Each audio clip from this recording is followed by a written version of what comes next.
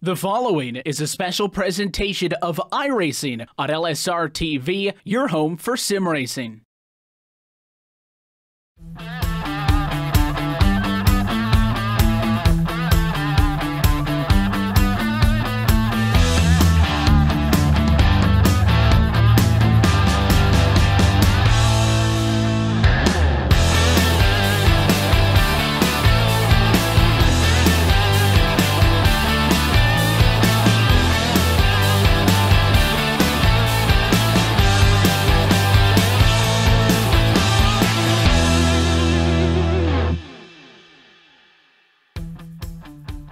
Hi atop the new Smyrna Speedway here in New Smyrna Beach, Florida, LSRTV brings you live coverage of the Bootleg Racing League Outlaw Modified Series, the season finale, round number 11, here on your home for sim racing, LSRTV and iRacing Live. My name is Cisco Scaramouza. Alongside me, going to be calling all the actions, going to be Gabriel Wood and Andrew Cardinale to bring you all the action. And guys, tonight we come into New Smyrna, and the story is the points battle because we've got a championship on the line. And coming into tonight, 10 points separate J.R. Shepard at the top of the standings. Behind him, Stefan Alphonse, only 10 points back. Kenny Kibbe, 25 points back. And that's realistically going to be the points battle coming into tonight. So, Gabe, I'll start with you. Last season, we saw Stefan Alphonse get it done. What does he need to do to pull off the victory here from New Smyrna Beach? Well, it's a completely different situation than he was in the position last season. Last season, he came into this with a decent points lead, basically what J.R. Shepard has. But that was over a couple of different guys. J.R. Shepard was already out of the points. Unfortunately, last year, he didn't have to worry about him, which was a good thing because J.R. Shepard went on a hot streak at the end of the year, like he has this year, or this season. So what Stefan Alphonse is going to have to do is really just hope that something happens to J.R. Shepard, because J.R. is going to be up front racing as well as Stefan in that 13 machine. So it's going to be right down to the wire. If J.R. has a problem early, it might be able to lock up the championship for Stefan. Yeah, absolutely. And Andrew, of course, J.R. Shepard, not one to be necessarily running into issues, got his 5th win of the season last time out at Lanier Raceplex. And for his 5th win of the season has definitely been a late kind of blooming season for JR. Got his first 2 wins at Martinsville and Vegas back in April. Then he got 2 more in May at Five Flags and Southern National. And well, if he wants to go for another 2 streak here during one of the months, he's already got 1 at Lanier. So, I mean, he could win New Smyrna and just keep the pattern up, I guess. Yeah, as far as patterns go here, Cisco, you can't really bet against J.R. Shepard, and coming in with the points lead, it's only going to aid his drive tonight to get his 6th win on the season in just 11 races. And, of course, plenty of racing action here in the Bootleg Racing League Outlaw Modified Series. The street stocks got underway earlier tonight. Todd Liston won the race out there. J.R. Shepard became the defending champion for that series. And then rolling into the limited late model series, J.R. Shepard won the race and the championship. So at this point, he's batting 1,000 coming into tonight as far as championships go. But of course, last race on the season here, just about less than a minute left to go here in warm-up, and we'll have to see how he comes through the field here tonight. Of course, the top 10 invert coming into play as always, Gabe, and that means J.R. Shepard going to be starting from 10th here once we take the green flag. Well, that's what he's had to do the past couple of weeks, and he has overcome this insurmountable points lead that he had at the start of the year. Because you have to remember, Cisco, you know, these guys, they raced hard at the beginning of the year like they did last season.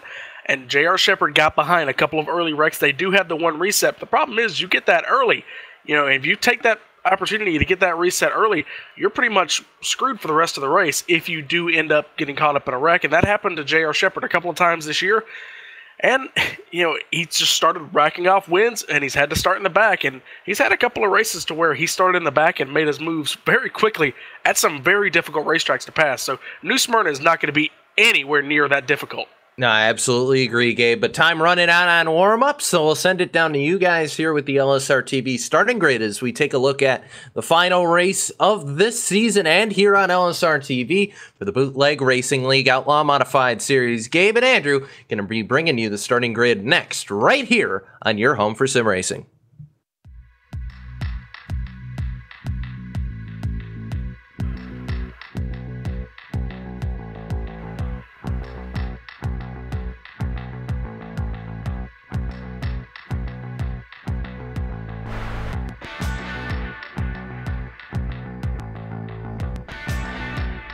Starting on the pole in the number 44 machine, it's Jay Harnett on a really good streak of runs here coming into this race. Mark Herzog in the number 57 machine is going to roll off in P2. These guys practice pretty close to each other, so it's going to be a good race up front until some of the faster guys get up here. Hopefully they're going to be able to hang on. Brian Dean in third, John Hine in fourth, and Lowell Jewell rounds out your top 5.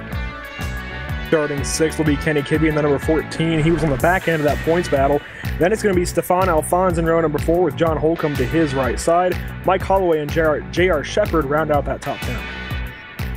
Just outside your top 10 in 11th, Wade Gladstone. In the number 01 machine, Eric Nordhoff, a fixture in this series since we began here on LSRTV's rolling off in 12th. Donnie Moore was involved in the championship fight last season with Stefan Alphonse, not in it this year. He's going to roll off in 13th. Todd Liston in 14th, and Charles Lahr round out your top 15. Starting 16th will be Mike Allen in the 59 car. Then it goes back to Brian Azinga in the 17, Chip Dickert in the 04, and finally Jason Menda rounding out our field here at New Smyrna. Lights are out atop the iRacing.com Ford Mustang pace car, which means next time by we're going to go 100 laps here at New Smyrna Speedway for the Bootleg Racing Outlaw Modified Tour. New Smyrna, Florida, these guys getting ready to go for 100 laps. Going to be a good one here, and usually we're at some flat tracks here in the Outlaw Modified Tour. Not the case here tonight. A high bank speedway. It's going to be one heck of a race here tonight here on LSRTV. Coming off of turn number 4, it's going to be the number 44, Jay Harnett, rolling off in P1. Here they come down to the stripe. Green flag in the air. We're underway. Jay Harnett gets a good start. He's going to be clear by the time they get to turn number 1, side by side. For second, Mark Herzog and Brian Dean fighting over P2. Dean has the advantage of the bottom side, but down the straightaways, it's going to be Herzog with the momentum off the corners here, Gabe. And really, I'm not sure which one's going to be better off. I think that top line might be better until these tires get warmed up, and as I say that, Herzog gets into the wall on entry. We've seen that happen a couple times this year from some guys like Stefan Alphonse. Oh, he hits it harder that time. That might have killed it. He may have been fine the last time by, but unfortunately that may have hurt that 57 machine a great deal more. That's going to single out your top 3. Caution is out. It's going to be farther in the back. Looks like we got a big wreck up in turn number 3. Looks like trying to get a couple of cars here. Looks like the 01 machine of Wade Gladstone and the 26 of Donnie Moore. Yeah, for all intents and purposes, Wade kind of sent it off into turn 3, got into the left rear of Mike Allen a little bit, turned him around, and from there, it was just a chain reaction going off into turn 3. Guys couldn't check up quick enough. It looks like he just was not expecting him to break that earlier. Either that or he just overestimated where he could break, and that takes out 4 cars now as Chip Dickert got in there at the last second. That hit him a little bit. These guys do have that reset, but the problem is, as I said earlier, you're going to go 98 laps on one reset in a tight field. And this has been the biggest field we've had lately.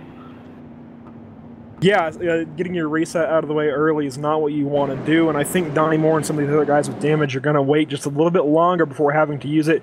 Try and get some of the optional knocked out of the way first, just in case something happens. It's a very tight racetrack here in New Smyrna, and you don't want to have to ride the entire night from here on without a reset. Got to be careful. A couple of updates on your Championship 2. Stefan Alphonse still in his starting position, 7th. He started in that 7th position. He's running there now, and looks like J.R. Shepard has actually moved back 1 position now to 11th. So I think that outside lane kind of hurt him there on the restart, so he's going to have to be a little bit more careful. He does have the bottom lane, so that seems like where you want to be on the restart because he's the fastest guy in the session. He was the fastest car last week, and I think, you know, that's pretty much the indication of where you want to be on the restart. Yeah, for sure. When you see the fastest guy out here starting one place to the other and he does good, that's where you want to be. You just want to follow him. Maybe he'll open up a hole for you. And we're probably going to watch a few of these guys do that on this restart here, Gabe. Just follow 98 through some holes and see what they can do. A couple of things to watch out for. One of them is the 57 of Mark Herzog. He's starting 2nd row inside. He does have that damage. Hopefully it didn't hurt him too much. He had about a lap and a half to figure it out to try and feel out how hurt that car is. Doesn't look too off camera, doesn't look too much towed out, so he should be okay here. But Jay Harnett's going to start where he started this race here on lap number 6. Pace car pulls down, green flag back in the air. We're underway. Another good restart for the 44 machine as they dive it down into turn number 1. Let's watch that 57 go to the inside of the 23. 23, no fight for him, so he gets a good run coming off of the corner. Top 3 are going to single out. Here he goes to the bottom. He goes from 3rd now to 2nd. Now to first, trying to get that lead coming off of turn number 4. Is he going to get it at the line? He does. New leader, the 23 of Brian Dean, coming off of turn number 4 here on lap number 7. What a power move out of the 23 of Dean, but he ain't in the clear just yet here, Dave. He's still got to deal with Jay Harned to his outside. That time he's going to clear him in 3 and 4 for a moment, but Harned battles back, can't do it. Actually, no, he's drawn alongside of him again down into turn 1, so Brian Dean, Jay Harned still going at it. This is going to bring Herzog back into the battle. Yep, outside lane looking pretty strong here. Oh, a little bit of contact as the 44 lost that position. Now caution is out here on lap number 9. Gonna look forward. Looks like the 31 machine of Mike Holloway. He's got a lot of damage there on the back straightaway. He's running in the 8th position. Looks like he and the 69 machine of John Holcomb got together. Looks like the 22 machine of Eric Nordhoff got involved in that as well. And Holcomb and Holloway were a couple of the guys who had a couple of really great runs last week at Lanier. Unfortunately, Holloway's night going to end pretty early. Well, I shouldn't say that. He's going to have his reset to rely on, but that's definitely one of those sudden death scenarios where he has to take that reset now to get back on the racetrack. If he gets in something later, and it's big, he's just done for the night after that. So Holcomb comes to the pits. Looks like he's going to be trapped 1 lap down, but as long as he's the only driver 1 lap down, we still have 90 laps to go. If we get another caution, he should be okay. Get back on the lead lap. Looks like Mike Allen is in the pits as well. See how long he takes to get his damage repaired. But now we see the 23 machine of Brian Dean take off on a restart. Can Jay Harned get as good of a start as he did, or as the 23 did there on the last restart, and use that outside lane to his advantage? And also, you know, commendable performance from Mark Herzog, because he has just been fighting that car, because we got to suspect that it's got a lot of damage on that 57 machine. Looks like he's driving it pretty okay. I can already see a little bit of damage as he goes off into turn number 1 there on these caution laps. Update you one more time. Stefan Alphonse, he's moved up to 6th. J.R. Shepard with the assistance from those 2 wrecks, because he was right behind that accident. He's now moved up into the top 10, into the 9th. Yeah, it's going to take a lot for Kenny Kibbe to do anything with the championship battle here. He comes in, 25 points back, so that's going to be a big mountain to overcome. But as far as Stefan Alphonse, he's doing what he has to do right now, getting some positions up on J.R. Shepard. But for anyone to have to come in and beat J.R. Shepard outright and get 10 points on him, it's going to be tough. Just going to have to maybe try and catch a late caution and hope that John Holcomb, or excuse me, not John Holcomb, but J.R. Shepard gets caught up in it and just does not have enough time to make his way back up to the field. The only thing Stefan Alphonse can do is drive his heart out and try and get up to the front.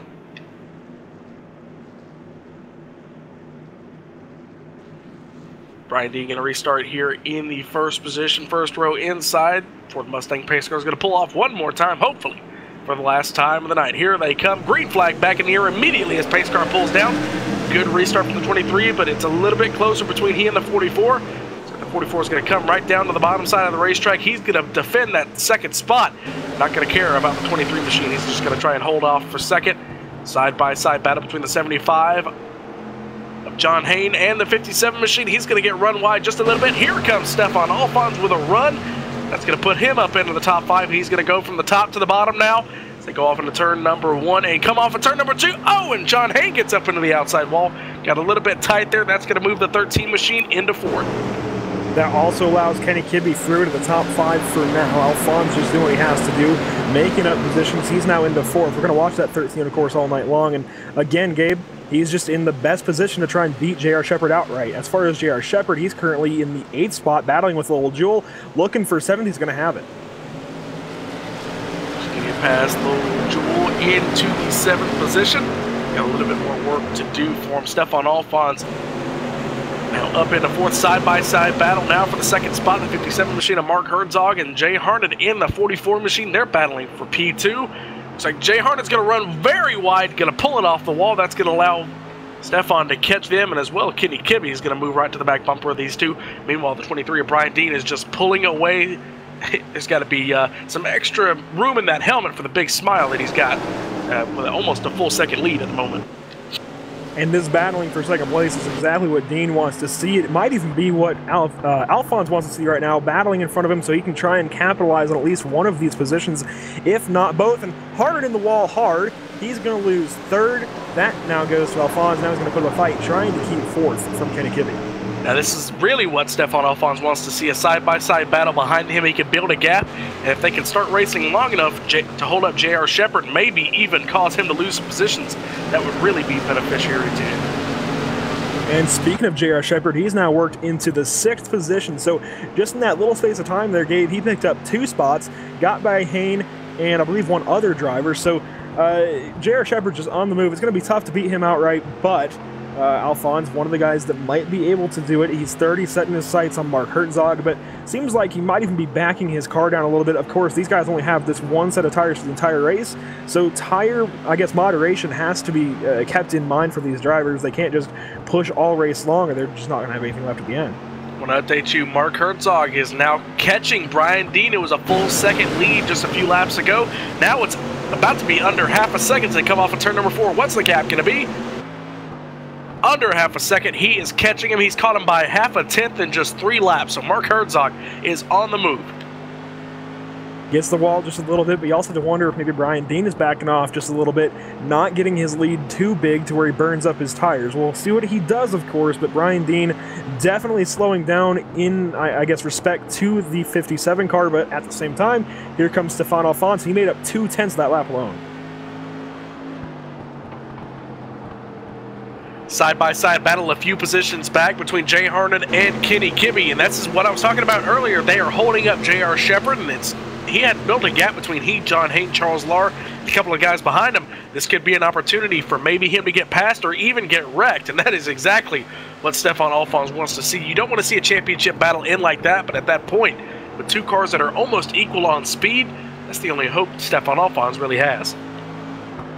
Shepherd having to back up just a little bit, wait on Kibbe and Harned to settle this out. Even though they're single file ahead, he doesn't want to get involved in anything like you were just mentioning there, Gabe. So he's going to sit back, be relaxed for now, and I think that's the right move. He's got the championship advantage, of course. He's got 10 points on the number 13 car. So he can just sit here and relax for the rest of the race. Back up front, the 23 machine, he's been run down yet again by Mark Herzog. Looks like that damage still not hurting him as much as we thought it would be. Lead a gap this time by it's only 2 car lengths, and here the gap is gone because caution is out on the racetrack. Looking for your accident here. Don't see anything on the racetrack at the moment.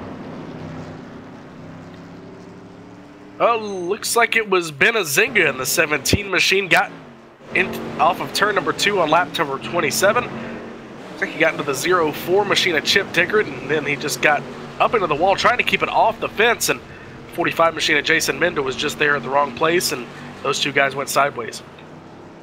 And Mendo was quietly working his way through the field, gets a little bit of front end damage there, going to come in, repair that.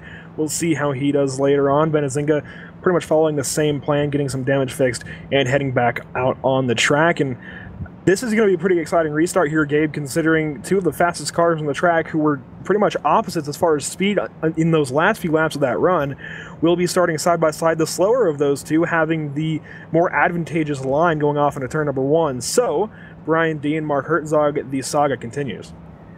And you have Stefan Alphonse, who has a good opportunity to take over second now as they go off into turn number 1 here on this restart, because he's going to have the better line out of the 2. You know, between he and the 57 machine. Looking back through your field, going to update you on a couple of different guys. Guys like John Holcomb, Todd Liston, Donnie Moore just on the edge and just outside the top 10. Moore started in 13th, now up to 11th. Todd Liston in the 87 machine in that Pepsi LSRTV 87 with the chrome red wheels. I'm kind of digging that. Actually, that looks really good. But he started in 14th, now up to 10th. But your biggest mover so far has got to be, I believe it's Charles Lahr in the 4 machine. Started 15th, now in 7th. So a good job from that 4. Yeah, we've been praising J.R. Shepherd on how well he's moved through the field, but really, Charles Lahr has just come flying through this field so far. Picked up 8 spots, and he still has over 50 laps to go to try and make up even more. So we could see him possibly picking up a total of 10 positions if he can make it into the top 5. Should be at the 2 to go signal this time. We might get the 1 to go. These guys are already starting to form up 2 by 2. And really, it's a tough decision because we saw the 23 machine. He made his move for the lead. He made that move on Jay Harned on the outside lane because he got the run and stayed up there. we've seen on these restarts, 57, if he starts on the outside lane, he just moves down and tucks in behind the 23. Would you be able to take that risk, Andrew, to run that outside lane and try and get that run coming off of turn number 2 to make that move? Or would you be scared somebody like the 13 machine, who we know has speed, would just kind of shove it in there? Well, Mark doesn't have to worry about points here, so if I'm him, I'm definitely going to try and get up there out of turn number 2, and fall back if I have to, but at least try out of turn number 2. It's been proven that it can work, but how many times can it? And do you have the skill to pull it off? Green flag in the air again here on lap number 32, closing in on the halfway point. 43 machine of Brian Dean. We've had 2 leaders so far. He and the 44 machine of Jay Harden started on the pole up and now is in the 4th position. Right behind him is J.R. Shepard. Charles Lara is going to try and overtake him on the restart. Oh, the 44 gets turned by the 4.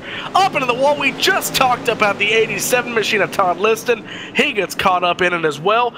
4 machine just tried to get just a little bit too much there. Put the Nerf bar to the right rear. That sent the 44 machine, your pole sitter, around in turn number 3. That's a really unfortunate break there for Jay Harden. We were talking about him. We were talking about, the 4 car of Charles Lara. We're talking about Todd Liston, like you mentioned. A tough break for a couple of those guys. Thankfully, at least Charles Lara will continue on without too much there, but really unfortunate to see for our pole sitter. We'll see if he can get back in it, but it looks like he might have elected to tow. And one thing we can take away from this incident, if you look at turn 3 in the new Smyrna logo there, at least they missed the completely crudely drawn Coke logo in turn number 3, so at least they missed that. So now we're going to have, I guess, a repeat of this saga between the couple of leaders up there. It's going to be, again, Brian Dean and Mark Herzog. We saw Herzog try a crossover out of turn number 2 last time, Gabe.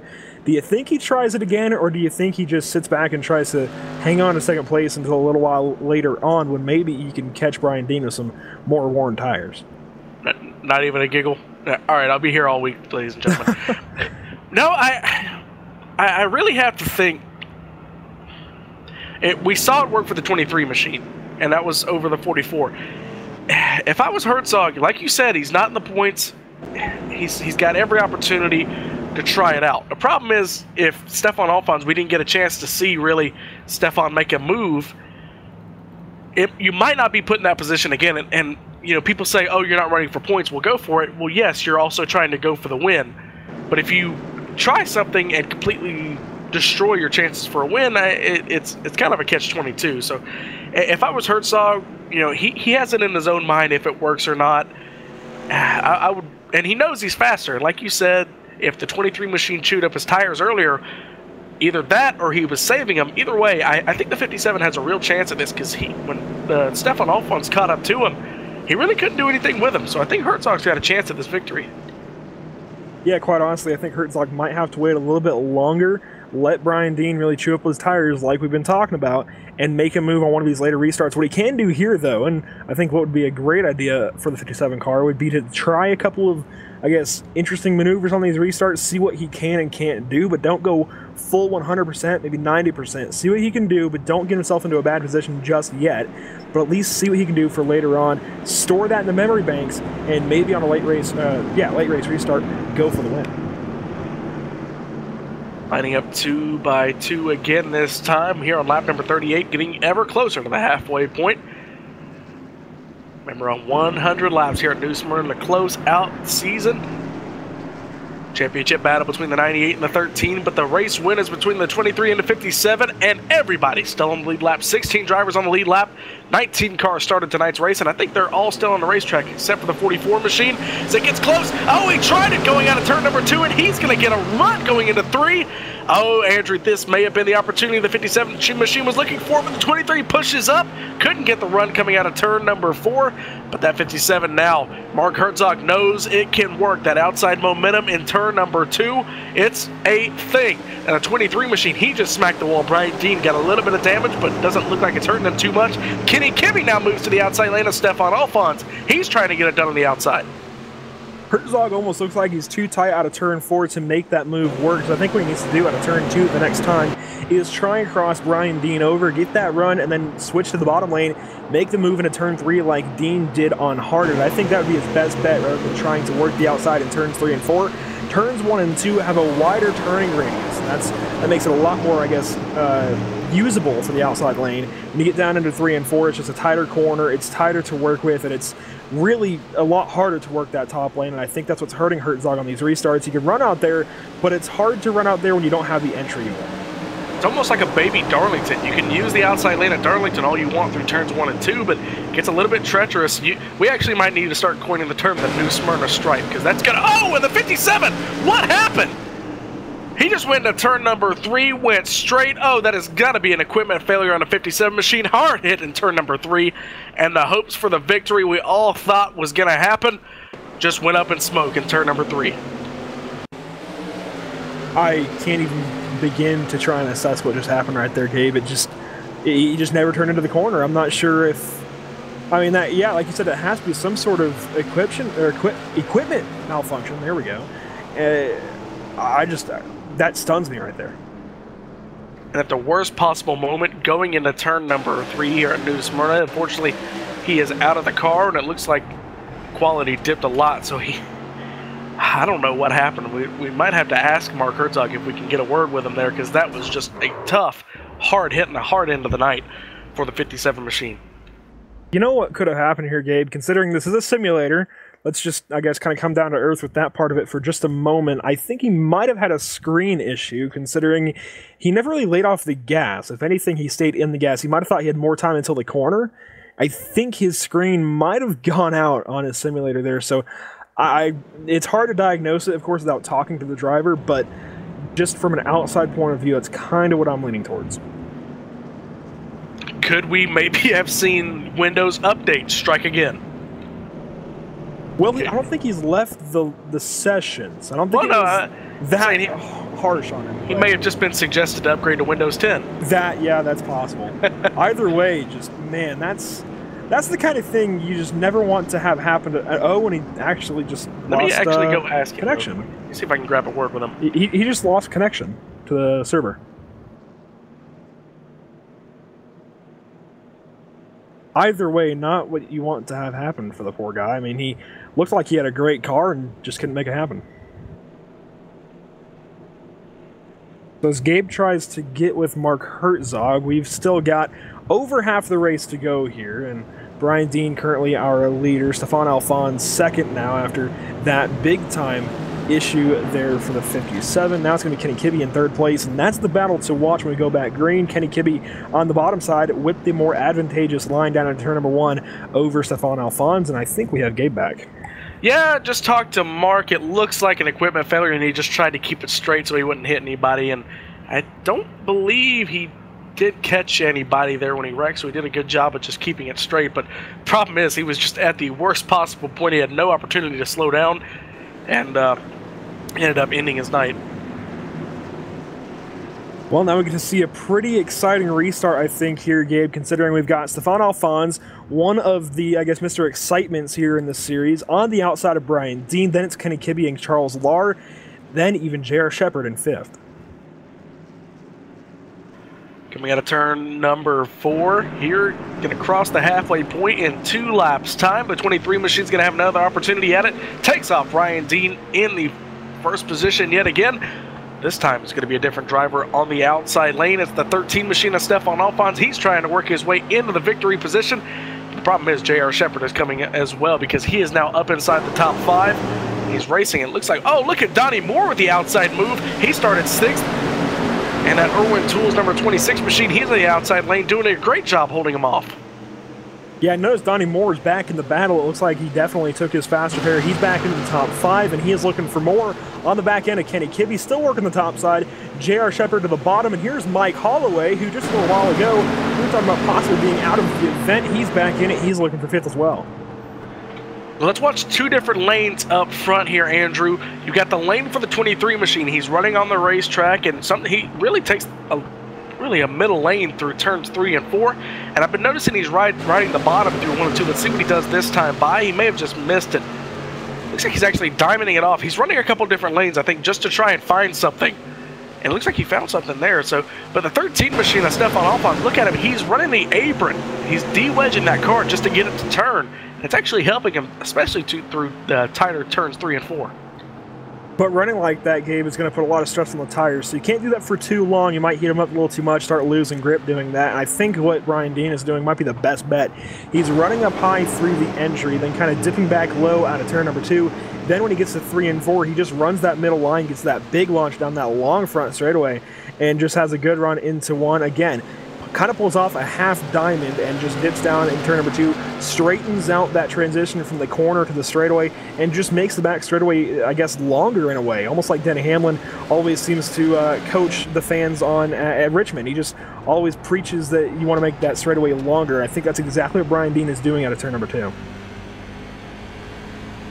And it's amazing, you know, some of the racetracks we've gone to, like Thompson, you know, a couple of different tracks, you have to run, like Irwindale especially, you have to run the bottom. Everybody has to run the exact same lane, and this was a great track to pick for the final race of the championship, because you can run all sorts of lines. You know, the 13 machine's running the bottom side of the racetrack, 23 is running the outside and diamonding off turns 3 and 4. Let's look at Charles Lahr. By the way, Charles Lahr from 15th now up to 3rd in the podium spot. Along with him, Donnie Moore in 13th. He started 13th, up now to 6th. But Charles Lahr, he's running kind of a middle lane, about half a lane up off the bottom, and he's also running down the 13 machine of Stefan Alfons. Yeah, I think the higher up you go might be a little bit better right now. Obviously, you don't want to go way too far up. They're going to be in the marbles, have no grip, but we've seen this the last few weeks. We saw it at South Boston. We saw it last week at Lanier, where once that top line, I guess, has less rubber than the bottom, you can move up a little bit, almost use it like a cushion on pavement, and just kind of put your right sides on that fine line between the rubber and, I guess, the clean racetrack, and just have a little bit more speed than some of the guys that are running on the bottom side. Looks like Stefan Alfons now is starting to run down the 23 machine of Brian Dean. Now, I will say, you know, to run that outside lane, yes, you are using a lot less on your rear tire and front, but you're also using your front tire a lot, especially the left front, and to try and run that car into the corner and get it turned. The right front gets beat up anyway, but the left front and the right rear, they really get beat up trying to run that outside lane, because you have to turn it so much and drive it in so hard. And look at Stefan Alfons. He's not, Andrew, I think he's just given up on running the racetrack. I think he's slowly getting more and more on that apron. And look how much he's having to turn that car coming off of turn number 4 just to get it pulled down. Alfons just looks like the setup isn't quite matching his driving style, and he's having to really, like you said, de-wedge the car a little bit on the apron. Down at 1 and 2, he's getting really liberal with that apron. In 3 and 4, he's starting to move up the track just a little bit. I think he's trying to match what Charles Lahr is doing just a little bit, move up the track, try and use some of that grip a little bit higher. But down at 1 and 2, he is definitely getting right on that apron one more time, just getting the left sides completely down there. And that's kind of a bizarre line to me, because normally that gets the car a little too loose to drive it like that, but he is doing it nicely. I want to update you one thing Cisco has told us. Each position is worth 1 point on the racetrack at the championship standings. So J.R. Shepherd's sitting in a very good position right now. At the moment, I believe he would win the championship by 7 or 6 points, depending on how it works out. But the only hope for Stefan Alfons, he's just going to have to try and win out the season and just, you know, end the season on a high note, going to the next season trying to win the championship there. And that's really what we told J.R. Shepherd, I believe, last year. Cisco could remember that better than I did. But I think he ended up winning the last race of the season, and that pretty much shot him into a dominant season this time. A big move here from Shepherd, as you were talking about him there, Gabe. He goes to the inside of Kibbe, can't do anything that time. Kibbe's going to get the run out of 2, but J.R. Shepherd is definitely conscious of this championship battle, and I think just conscious of the fact that he wants to go out there and win one more time, get his 6th win of the season. That would be over half the season. He's won half the season so far, so he is definitely looking for this next win. He's currently in 5th, trying to get by Kibbe for 4th, and he's got a big gap back to Donnie Moore, so he could technically afford, I guess, really, to make a couple of big moves on Kibbe, even if it doesn't work out, as long as he doesn't wreck either himself or Kibbe. He might be looking to the inside one more time. No, he's going to stay in line for now. Closing in, 30 laps to go. Now, does Charles Lahr have anything for these guys? If they start racing side by side, that's going to bring the 4 machine right up into it. But I think at the moment these guys are just fast on the individual lines. They're going to be able to race pretty well because even Stefan, he's not pulling it up onto the racetrack all that much coming off the corner. Look, he's leaving almost a lane and a half before he decides to drift it up the racetrack. So these guys actually might be able to race pretty side by side without losing that much time. And one thing I'm noticing is Brian Dean is much better out of turn number 2, but using that bottom side like Alphonse is, he's much better out of turn number 4. He actually gets a pretty good drive off the bottom, even up to the 23 car, just trying to get up there and, you know, maybe look for a position off into turn number 1, see if he can work that bottom side on the inside of Dean. And if he could get down there and get the drive into turn number 1 through the center of 1 and 2 and keep Dean from getting to the bottom in turn number 2, I think he would have the pass pretty much made at that point, considering it would completely kill Brian Dean's drive out of 2. While these guys are sorting out, closing in on the finish, almost 25 laps to go. A couple of guys to look at coming back up to the field. You talked about Mike Holloway and Mike Allen, who we thought were going to be completely out of this race. Look who's in 9th. Jason Menda, who we just saw in the last accident. He's pretty much recovered up from 19th now to 9th in just the entire race, but he was a lap down at one point, Andrew, so he's doing a great job, as well as Lowell Jewell doing a good job. And it looks like he's actually in a battle with Todd Liston, who's also having a good recovery. Yeah, it looks like Menda's team has done a pretty good job of mending that car. I'm sorry I had to do it, but that was a pretty good one. Yeah, another name that I really did not expect to be up here would be Donnie Moore, considering he had that big wreck early and it looked like he was going to wait a little while for using his fast car. I thought he would just kind of fall back and stay mired in the back, but he has driven all the way back into 6th. We talked about him looking for more a little while ago. He's still in 6th, just ahead of Holloway. As far as the championship battle here, Gabe, J.R. Shepard is sitting as pretty as you can, just about. He still has a 7-point advantage over Stefan Alphonse, who is 3 spots ahead of him coming into tonight, 10 points back. So Alphonse is making up some ground, but not nearly enough. It's catching and passing, 2 separate things. I know it's an old cliche, but it's exactly right here. And look, we got a lap car coming into the mix there. Looks like it's Eric Nordhoff in the 22 machine, and now look at the 23. He's changing his line, trying to hold him off. 23 does a good job. He's now pulling to the inside, getting out of these guys' way, knowing it's a fight for the win, the final win of the season. And I'm trying to think of how the 13 machine can approach this, because I said earlier these guys could race side by side pretty well, but it looks like he's actually, you know, he's having to slow up because he doesn't want to force it in there, and he also doesn't want to wash up coming off the corner. So I think what Stefan Alphonse needs to do, I don't want to tell him how to drive because I'm not sitting in a car, but he just needs to stick behind the 23 machine, run his line, and possibly take it away from him and give him a run coming off either one of the corners and use that to his advantage. Going back to what I mentioned about 10 laps ago, Gabe, I think he really just needs to get to the inside of Dean and take his strength away. Of course, Alphonse's strength, I think, is turns 3 and 4. Use his strength to get up next to the 23 in turns 1 and 2. Now it's out the window. We've got a caution on the speedway. Caution is out. Let's look and see where the wreck is. Trying to find it. Looks like we had a huge gaggle on the front straightaway. Looks like the 87 of Todd Liston and the 69 of Eric Nordhoff. They got together on the front straightaway just in front of the, just behind the start-finish line. Almost took out a couple more cars there as they came back up the racetrack, but everybody walks away from it. We're gonna have a restart with less than 20 to go. Yeah, that was actually Holcomb and the Planter 69 down there that just kind of washed up out of turn number 4. And he was actually running a very similar line to Alphonse, and then he actually just, I think, got too far down on the apron there, Gabe. Just washed up, had too little grip, and got into the 87, sent him around. For what that could have been, it wasn't too terrible, I suppose. Liston just got that left side damage, and then it was pretty much over. And it was really just a half spin. So I think for what that could have been, that worked out decently. So now here we go. Going to be a restart with less than 20 to go. Should be about 17 or 16 laps to go when we get back under racing. Stefan Alphonse, does he try and time this restart to use that outside lane to his advantage? Hasn't worked out for him this time. We saw it work out with the 57 machine of Mark Herzog there earlier, right before he had his accident. I think it could work. It's just depending on how you get a restart and how good you are going into turn number 1. Yeah, realistically, it's kind of going to be tough at this point for Alphonse to make a pass right on this restart.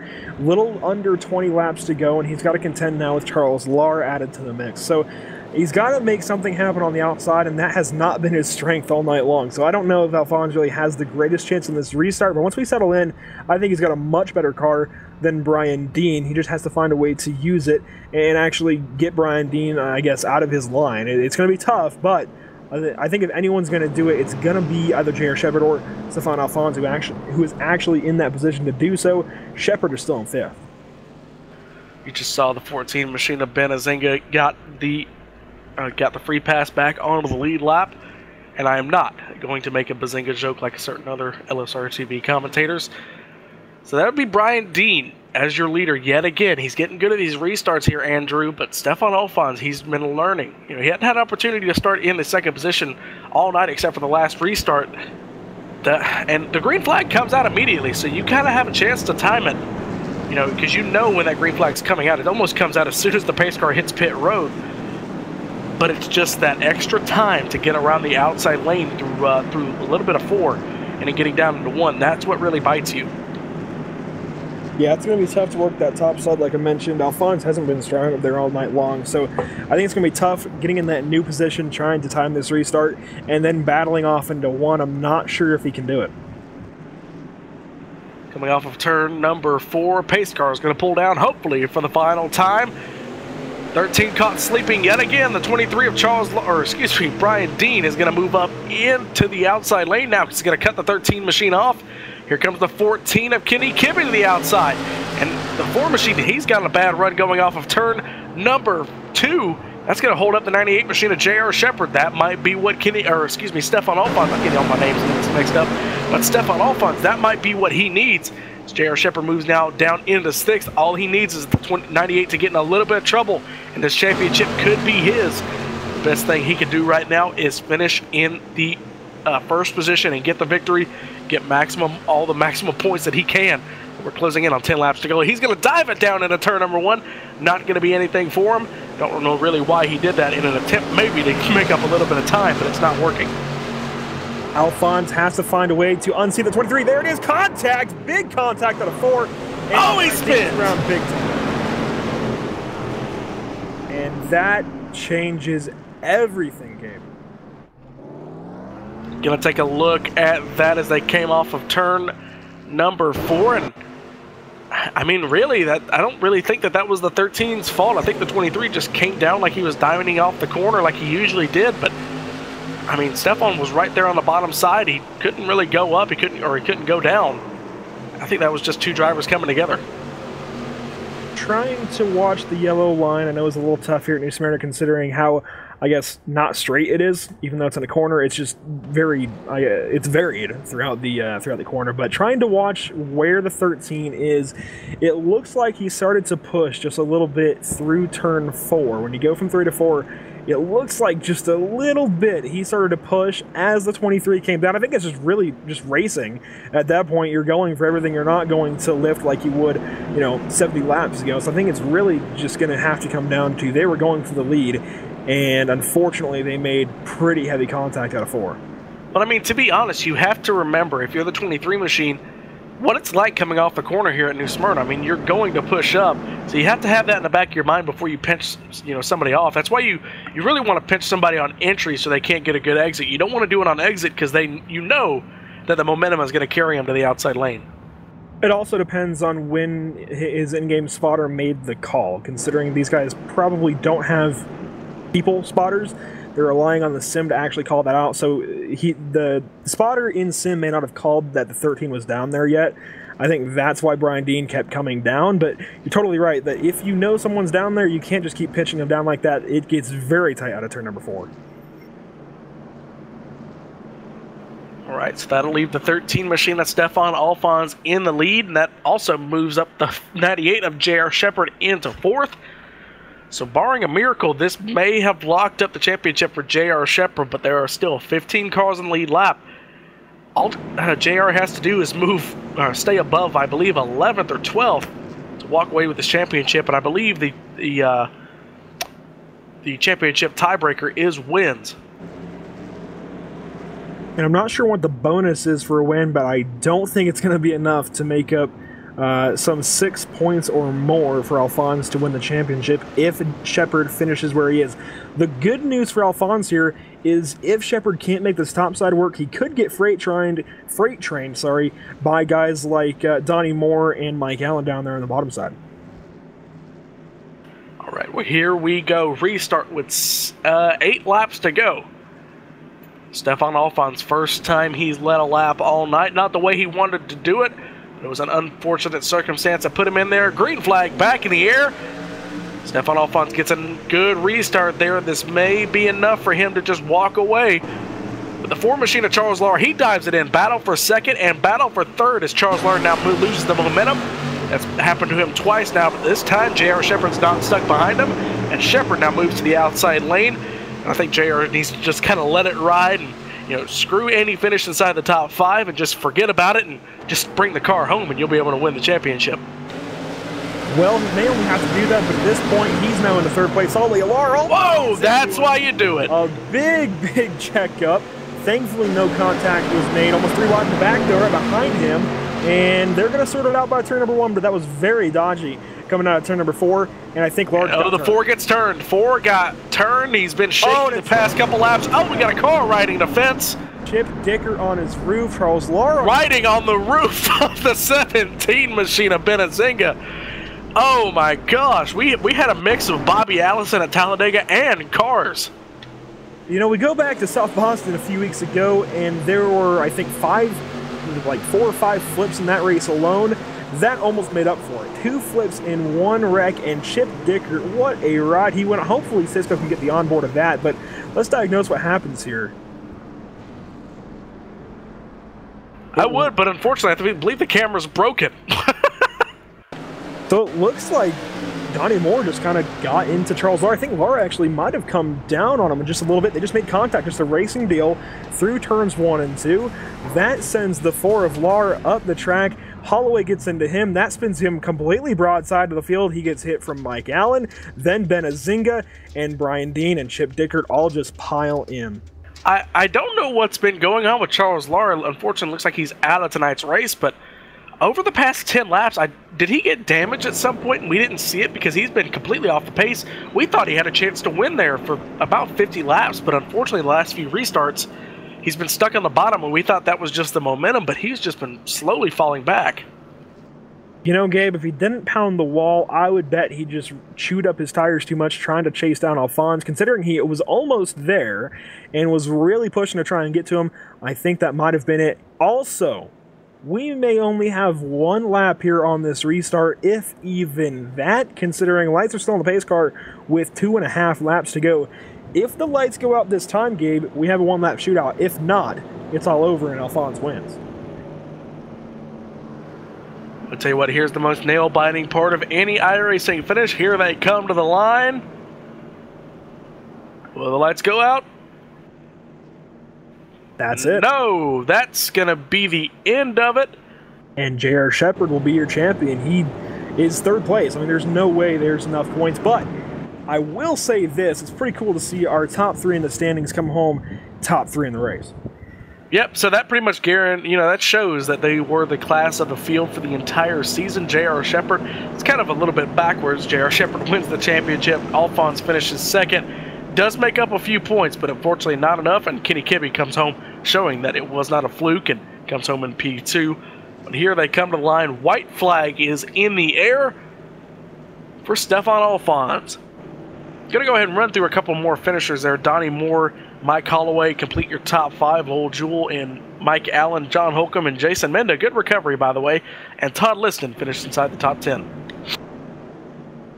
Finishing 11th in that melee of a wreck out of turn number 2 is going to be Benazinga, then Brian Dean, who led so many laps. Unfortunately, going to come home after getting spun and after getting into that huge wreck as well. He'll come home 12th. A great run until some late troubles there. Wade Gladson is going to come home in 13th. He avoided trouble most of the night. He's going to finish on the lead lap, last car doing so. Then it'll be Charles Lauer, Chip Dicker, Eric Nordhoff, Mark Herzog, John Hain, and Jay Harnett. Coming across the line, Stefan Alphonse is your winner. J.R. Shepard is your champion.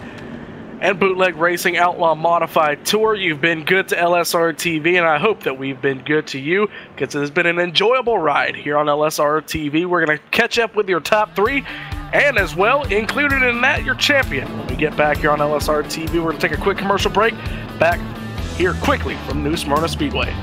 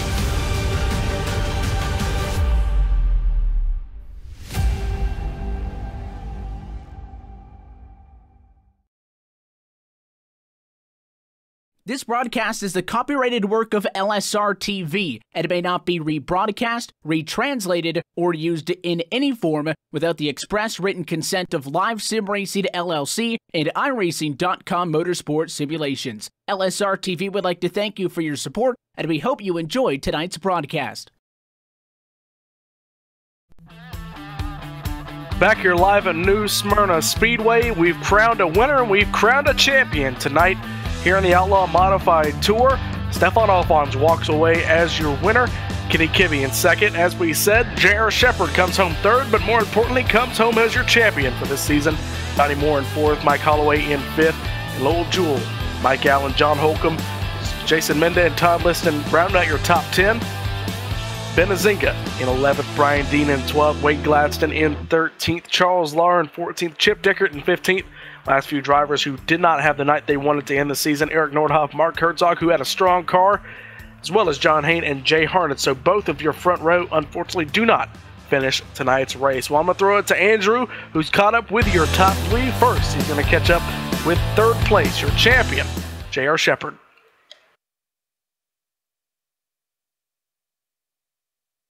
And J.R. Shepard, what a run it was. It was kind of a quiet race for you, but still a great run here tonight.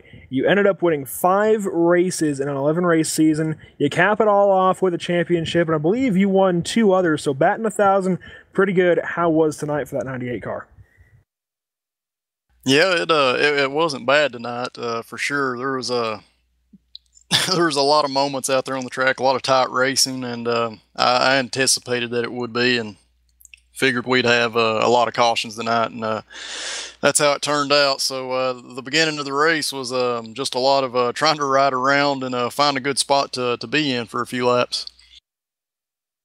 Yeah, we noticed for a while you took a little while to actually get going. You took a little while to actually, I guess, advance to the top 10. But once you did, it seemed like you were unstoppable, especially on those restarts. You ended up getting 1 position right there at the end for 3rd place. And I think it's a pretty good way to cap off the season, having the championship 3, finishing 1, 2, 3, but in a different order. Either way, you come home with the championship. You did some dual burnouts there with Stefan Alphonse. How can you wrap up this season? Yeah, it is a great season. Got lucky in a lot of ways. There's a lot of guys that are extremely fast each and every week, and a lot of them got caught up in wrecks this season. So that kind of hurt them in the championship. But I expect on next season to be up there fighting. And Stefan did a great job this year, and it was good to see him win the race. And it was pretty good to see you come home third place as well, backing up all those wins with a really good run here tonight. Who do you have to thank for this big season and your big championship here in the Outlaw Modified Series? Yeah, definitely have to thank Low Jewel for putting this league together. All the guys that race in it, they're guys that love racing. They like to race hard, and it makes it a lot of fun each and every week. And hopefully we put on a pretty good show for anybody that's watching. It certainly was a show, and it was a lot of fun to watch all season long with you and everyone else out on the track. Thanks for your time. We'll talk to you next time. Hey, sounds good, guys. Thank you. And next up, we're going to pull in second place finisher in the number 14 car. It's going to be Kenny Kibbe. And Kenny Kibbe, another strong run for you. You come home second place, not at all what you needed for the championship, but it was still a really strong run to back up a really good season for you. Yeah, I knew I had no shot for the championship coming in, but ended the season on a strong note at least. We had a couple off weeks in there, but yeah, that was a pretty exciting race. I'm happy to come home second, but I would have liked to run those last few laps under green too. Definitely, but that 14 looked really good, and right at the end of the race, it seemed like you might have had something for Stefan Alphonse, just didn't have the time to make it work, but still you're going to come home second place after starting sixth, and just, I think a string of pretty good runs, at least these last couple of weeks, to back up a really good season. Again, not quite what you needed for the championship, but still a very respectable result. You come home third in the standings, second in the final race of the season. I don't know how you can argue that being a pretty good season. Yeah, I mean, it was definitely solid, that's for sure. Still looking for my first win, though. I'm really wanting to get that one checked off the list. But yeah, running up front the majority of the weeks is pretty nice. We can just start to finish some of these races off, maybe be able to finish a couple spots higher in the championship next season. For sure, and best of luck to you next time. Before we let you go here tonight, though, who do you have to thank for that second place finish tonight, third place overall in the season? Well, I'd like to thank all the guys in the Bootleg Racing League. They raced hard and clean. JR and Stefan, congratulations to them on their wins, and Lowell for putting on this league, and my friends and family for checking out this race. But yeah, it was a good season. It's been fun. It was a lot of fun to watch, and best of luck in your future endeavors there, Kenny. Thanks, guys. And finally, we're going to meet up with our winner here tonight from New Smyrna. Kenny Kibbe finished second, but it's going to be Stefan Alphonse who we talk to next. And just what a run. He didn't quite get the lead maybe the way he wanted, but he's going to close out the night with a big win. Stefan, do you have a copy? Yes, I got it. Well, Stefan, like I was just saying, maybe not the way you wanted to take the lead, but once you got there, you didn't look back. You closed out the night with the win. It wasn't quite enough for the championship, but still, second place, it's very respectable, a great result for your season. Yeah, I don't know, I still feel bad for hitting Brian there. I don't know, the car just started pushing really hard on that turn, and he just happened to be there, and I feel really bad for it. But yeah, in general, I just gave it all I had, and at that point, I couldn't stop JR anymore because I don't know, he's just got driving figured out. This guy's just insanely fast. And it's just been an honor to, in this and the last couple of seasons, just to race against him. It's always a good fun, it's always a good time, and he's a good fair racer, but hella fast. Yeah, we saw that tonight. He went from 10th up to 3rd, but you had a pretty good day yourself as far as going from 7th to win this thing. Didn't end under green, but I think it's a pretty good way to cap off the season. The top 3 in the championship, finishing top 3, albeit out of order here tonight at New Smyrna. What's next, though, as we head into next season? Yeah, I don't know. I think more of the same. Even though I have to say that since week 13 of the official iRacing, the car changed quite a bit, and so I think I've just got to relearn on how to race with this. With how the car behaves now. I mean, I've got driving figured out pretty well, but passing doesn't seem to work quite yet. Well, it was certainly an entertaining race, watching you guys battle with different lines throughout the event, and especially coming down to as close as it was. Had you guys made it out of turn number 4, I think it would have been a great race to continue on with you and Brian Dean there. Either way, though, thanks for your time, but who do you have to thank for that big run in the 13 car, finishing second in the standings? I gotta thank Lowell for putting this whole show up. I gotta thank iRacing for putting this car in the service. And I want to thank PORSCHE for painting my car. He did an amazing job at it. And of course you guys for broadcasting it. Well, it's always an honor. Again, thanks for your time, Stefan, and best of luck next season. Thank you. And again, that was Stefan Alphonse. He comes home second in the standings, but wins here at New Smyrna, the last race of this season and the last race for this series on LSR TV. It was a heck of a show. Unfortunately, Gabe had to step out early. He's got some inclement weather out in his area. And Cisco, what do you have for us? Well, yeah, as you mentioned, Andrew, of course, this is going to be the last race of this series here on LSR TV. We do wish everybody over at BRL, the Bootleg Racing League, all the best in their future endeavors, and look forward to see where they end up next. Might seem on max speed, might seem back on GSRC, but either way, fantastic modified racing and one of the best modified series out here on iRacing. If you do want to find out more about them and how you can get involved, you can go to bootlegracingleague.com and sign up there for some of their other series. You have to get invited into the series. They don't just let the riffraff in, Andrew. I mean, come on. No, but it seriously turns into some really good racing. Everything they do it right here in this series, and it was a lot of fun. Like you said, just want to back up the wish for the best in their future endeavors. Hopefully, it's somewhere that we can all watch and watch excitedly, because it's always good racing here.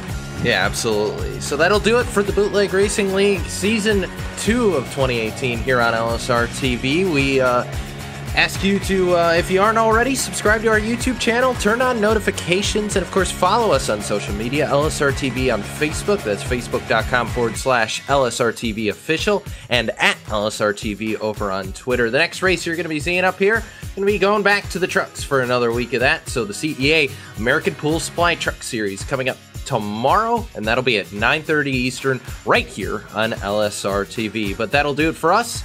For Jason Allison and iBog.co for graphical support, the Bootleg Racing League, and Lowell Jewell for series support, Drew Adamson and the staff behind the scenes at iRacing Live, everyone in behind the scenes at LSR TV, Evan Pisoko, Laura Lawson, DJ Line, and of course for the broadcast crew tonight, for Gabe Wood, Andrew Cardinale IV. My name is Cisco Scaramuza, bidding you a good night here from New Smyrna Beach. We'll see you around the turn.